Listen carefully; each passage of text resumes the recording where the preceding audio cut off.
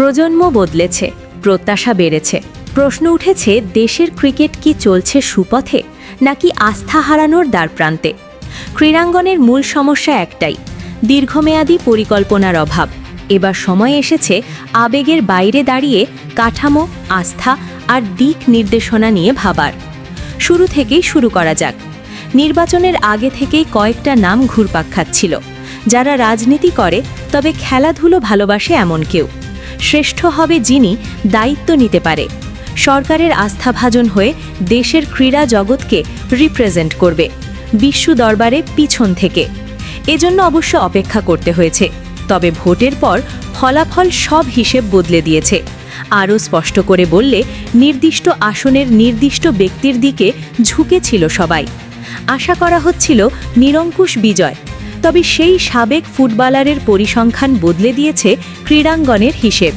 যাকে ধরা হচ্ছিল সম্ভাব্য ক্রীড়ামন্ত্রী, সেই আমিনুল হকের হারের পর পুরো সমীকরণই নতুন করে সাজাতে হচ্ছে।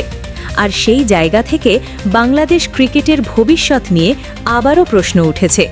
গত কয়েক মাস ধরেই ক্রিকেট পাড়ায় একটি গুঞ্জন ছিল, ক্ষমতার পালাবদল হলে বোর্ডেও বড় পরিবর্তন আসতে পারে। বিশেষ করে বাংলাদেশ ক্রিকেট বোর্ডের বর্তমান কাঠামো নিয়ে বিতর্ক, বৈধতা নিয়ে প্রশ্ন এবং সাবেক অধিনায়ক তামিম ইকবালের প্রকাশ্য অবস্থান সবকিছু নিয়ে যেমন আলোচনা হচ্ছিল, বিষয়টা ঘোলাটে হচ্ছিল। তবে সমাধান মিলবে নির্বাচনের পর, সেই অপেক্ষাই ছিল। এখন নির্বাচন শেষ, কিন্তু নির্বাচনের ফলাফলে আমিনুল হক পিছিয়ে পড়ায় ক্রীড়া মন্ত্রণালয়ের দায়িত্ব নিয়ে আবারও দুটো নাম আলোচনায়। সাবেক বিসিবি সভাপতি আলী আসগর লবি এবং বর্তমান ব্রাদার্স ইউনিয়নের চেয়ারম্যান, ঢাকা ৬ আসনের সংসদ সদস্য ইশরাক হোসেন। দুজনেই আপাতত সময়ে এই দৌড়ে হেভিওয়েট। একটু পরিচিত হওয়া যাক। আলী আসগর লবি ক্রিকেট প্রশাসনের ভেতরের মানুষ। বোর্ড পরিচালনা, আইসিসির সঙ্গে যোগাযোগ রক্ষা, ঘরোয়া কাঠামো সব মিলিয়ে তিনি জানেন কোথায় কি দুর্বলতা। তবে গুঞ্জন আছে তিনি নিজে দায়িত্ব নিতে খুব একটা আগ্রহী নন। যদি সত্যিই তাই হয়, তাহলে ইশরাক হোসেনের নামটা সবার আগে থাকবে। তিনি পারিবারিক রাজনীতির উত্তরাধিকারী। তার বাবা সাদিক হোসেন খোকা যুব ও ক্রীড়া প্রতিমন্ত্রীর দায়িত্ব পালন করেছিলেন। ফলে প্রশাসনিক দিক থেকে একটি ধারাবাহিকতার ইঙ্গিত থেকে যাবে।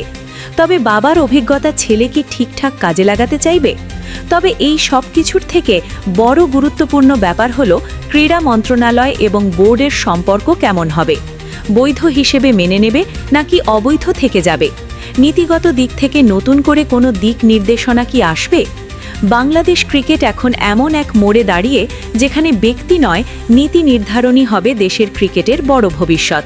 নতুন ক্রীড়ামন্ত্রী যিনি হোক না কেন, তার প্রথম কাজ হবে আস্থার সংকট কেন এবং বোর্ডকে রাজনৈতিক প্রভাবের বাইরে রেখে পেশাদার কাঠামো দাঁড় করানো। সেটা সম্ভব হবে তো?